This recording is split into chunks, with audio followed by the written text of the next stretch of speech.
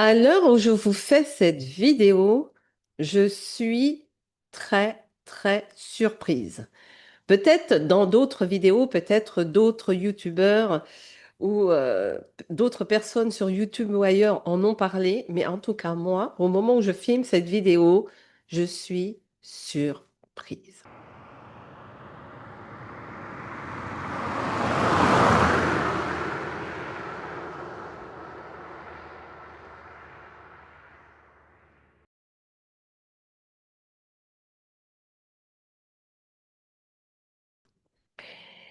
Comme vous le savez, j'ai l'habitude de faire de la génération d'images avec différents types d'interfaces.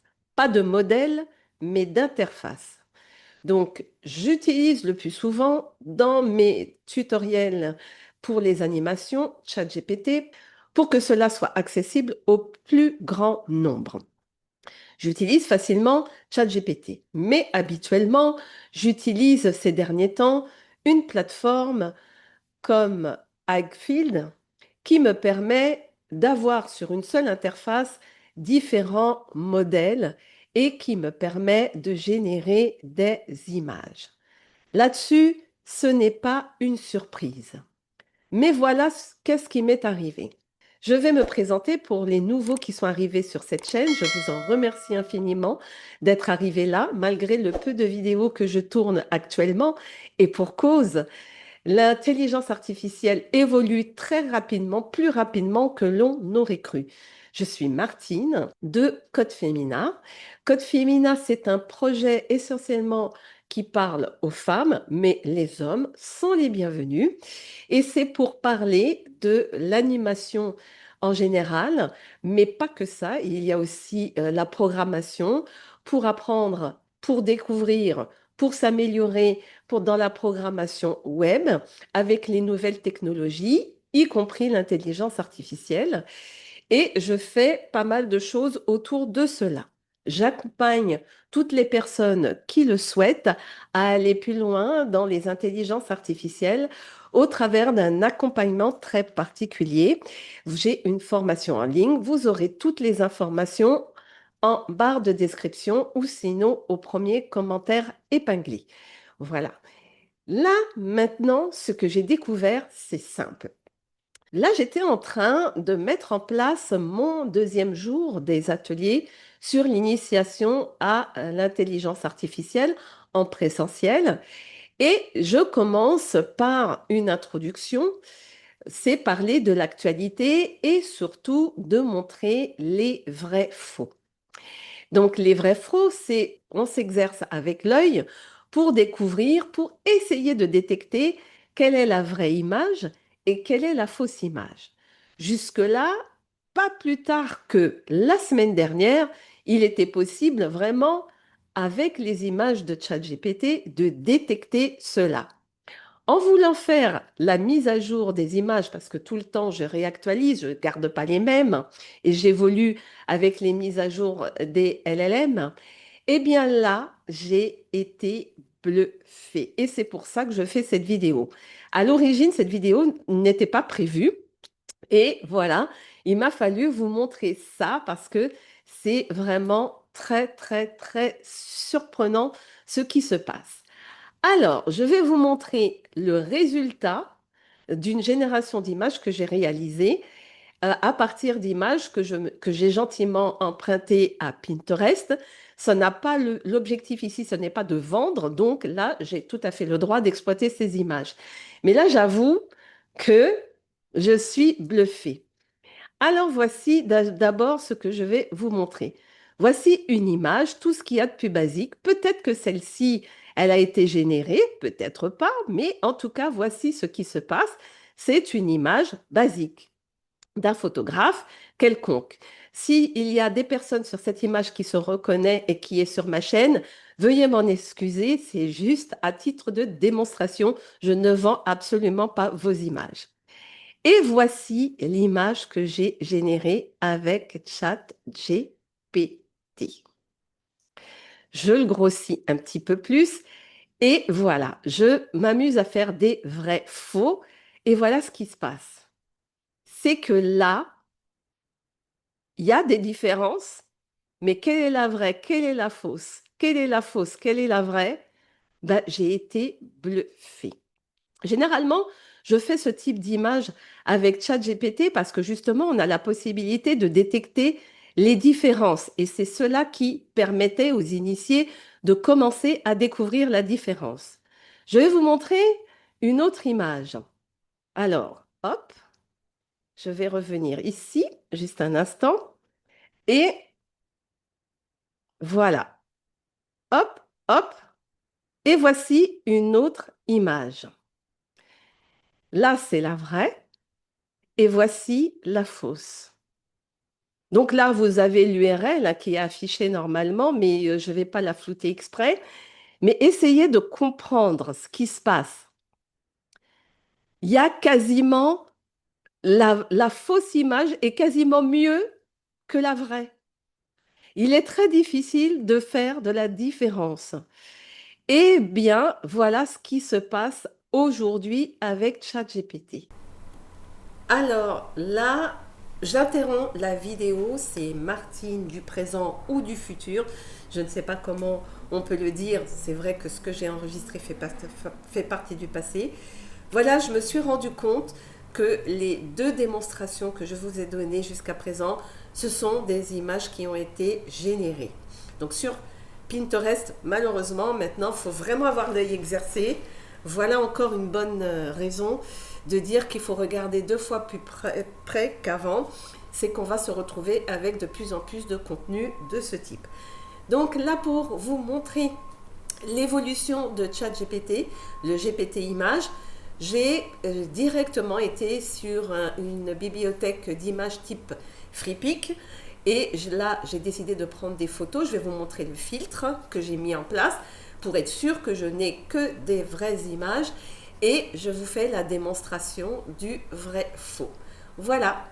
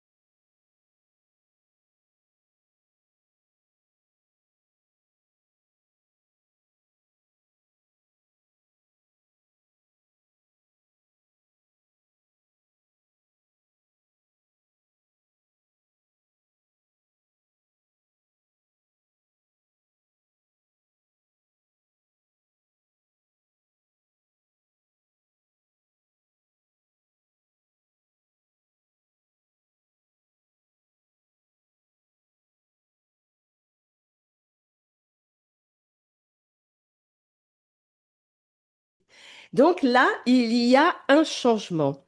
Donc là, sans crier gare, il y a eu une mise à jour sur le modèle LLM de génération d'images de ChatGPT. Donc là, j'ai voulu aller plus loin et j'ai voulu savoir qu'est-ce qui se passe. Est-ce qu'elle va être honnête avec moi ou pas sur la réponse? En tout cas, j'ai voulu en savoir plus. Donc, j'ai posé la question, peux-tu me dire quelle est la version de ton modèle de génération d'images et à quel moment as-tu fait la mise à jour de ce modèle? Et je dis, nous sommes le 10 avril. Et voici sa réponse. Vous pourrez refaire la même chose pour constater par vous-même si vous n'aviez pas l'habitude de générer des images avec ChatGPT, c'est pas grave, mais c'est vraiment quelque chose qui change la donne. Le modèle utilisé est toujours le même, c'est toujours GPT 1.5. Elle nous explique comment est ce modèle. Dernière mise à jour, 16 décembre 2025, alors que je vous ai dit que la semaine dernière, on pouvait identifier des images différentes. Et elle me dit, voilà, officiellement, la date, c'est le 16 décembre 2025. Cette mise à jour a apporté la génération de 4 fois plus rapide, etc. Ce qui est vrai. Mais voilà, elle me dit la situation actuelle en 2026. Le système d'image est indépendant des modèles texte, ça on le sait, GPT 5.3 et 5.4. Ça, on le sait. Même si la base technologique est proche, l'héritage de GPT-4, etc., il n'y a pas de souci. Et elle me dit en résumé, le modèle GPT-5, 1.5, dernière grosse mise à jour date du 16 décembre. Statut aujourd'hui, avril 2026, toujours le modèle principal avec des améliorations continues côté expérience. Donc ça veut dire que là, OpenAI change la donne parce qu'ils ont bien remarqué que leur modèle de génération d'images, il y avait une perte de vitesse et qu'on utilisait plutôt Nano Banana ou d'autres modèles de ce type pour générer des images parce que leur modèle laissait vraiment des évidences implacables. Et voilà. Alors je dis, voilà, ok, je comprends, mais il se passe quelque chose.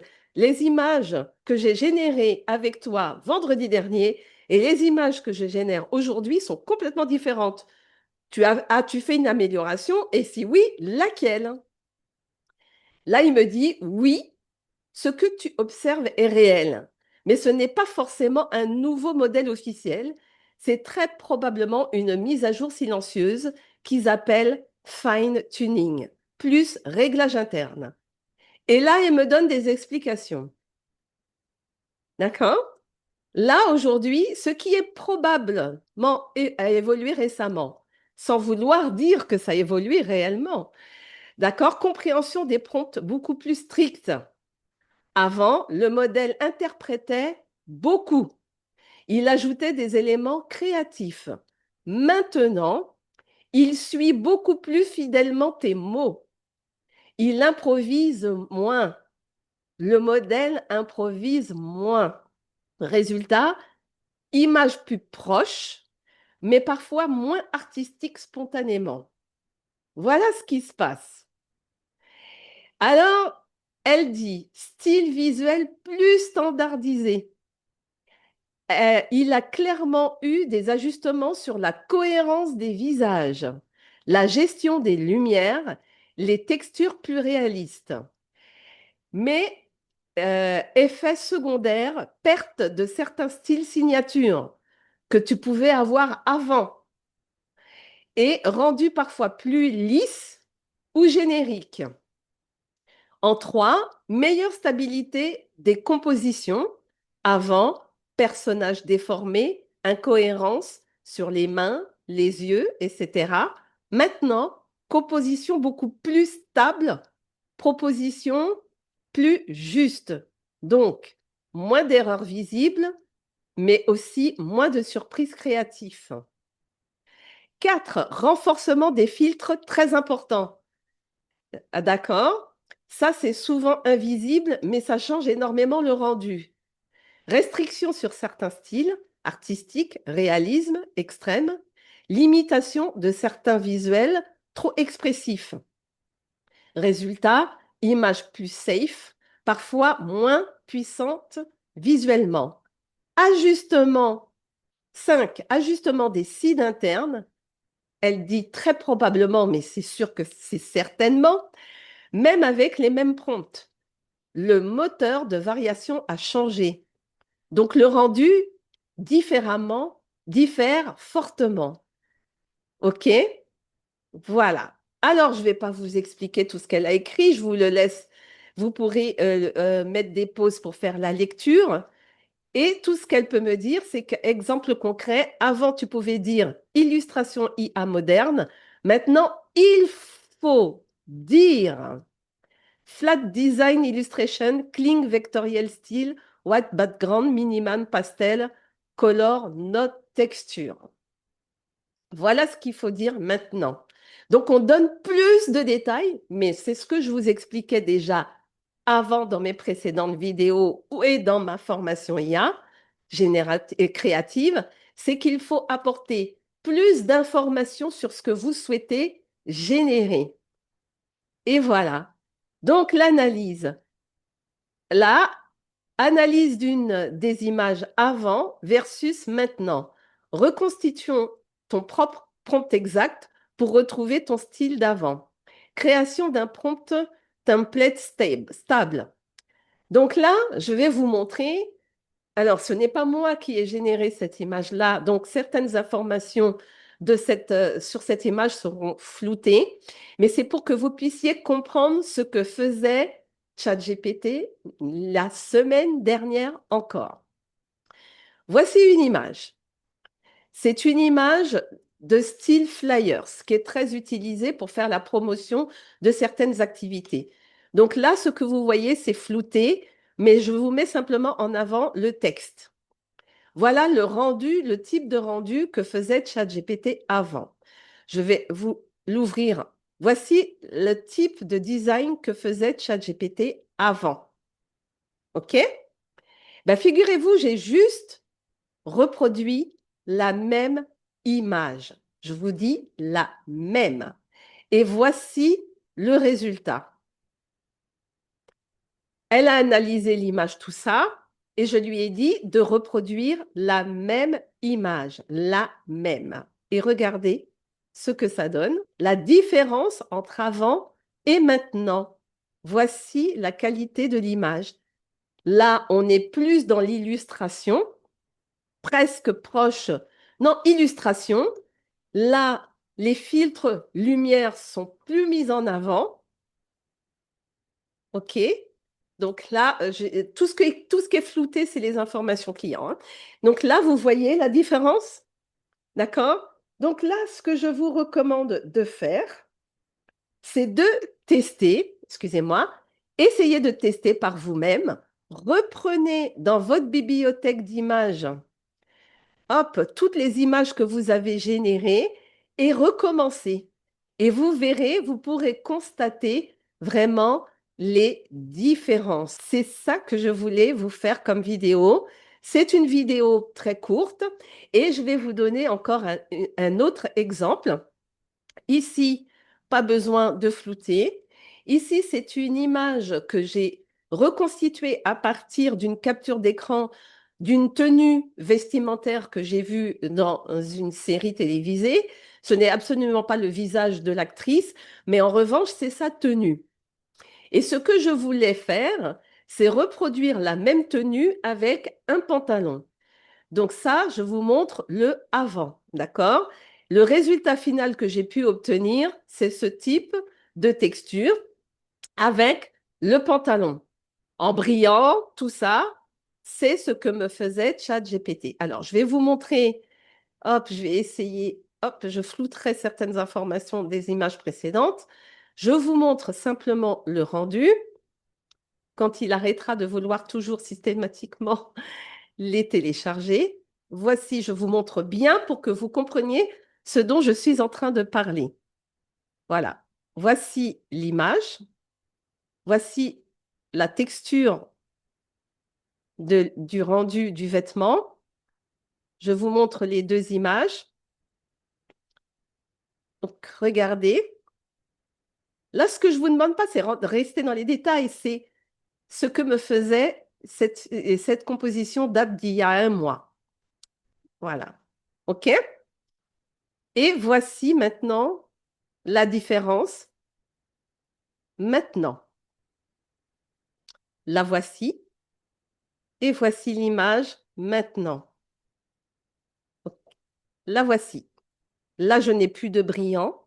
Elle m'a donné vraiment, elle m'a reproduit la même texture du tissu que ce que je voulais à l'origine. C'était la jupe. Voilà. Voici la jupe. Le côté brillant, c'est juste un reflet, mais c'est la texture du tissu. Et regardez maintenant.